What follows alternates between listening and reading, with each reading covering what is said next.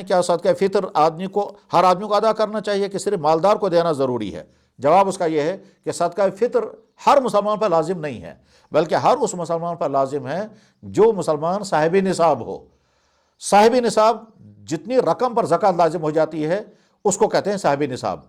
زکوٰۃ لازم ہونے کے لیے 1 سال کا گزرنا بھی شرط ہے، صدقہ فطر لازم ہونے کے سال گزرنا شرط نہیں ہے۔ اسی لیے مثلا فرض کیجئے ایک آدمی کے پاس 2 مکان ہیں، اس کے علاوہ اس کے پاس اور کچھ بھی نہیں ہے، تو اس دوسرے مکان کی وجہ سے اس پر زکوٰۃ لازم نہیں ہوگی، لیکن دوسرے مکان کی وجہ سے صدقہ فطر لازم ہو جاتا ہے۔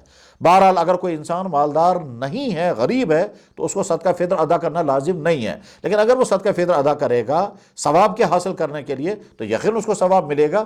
چنانچہ اسلامی معاشروں میں بہت سارے غریب لوگ جو اتنے غریب ہوتے ہیں کہ لوگ ان کو زکوٰۃ لا کر کے دیتے ہیں، مگر وہ رمضان میں روزے رکھتے ہیں اور ساتھ میں اپنا صدقہ فطر بھی ادا کرتے ہیں کہ اگرچہ ہم غریب ہیں مگر صدقہ ہم بھی دیں گے تاکہ ہمیں صدقے کا ثواب ملے۔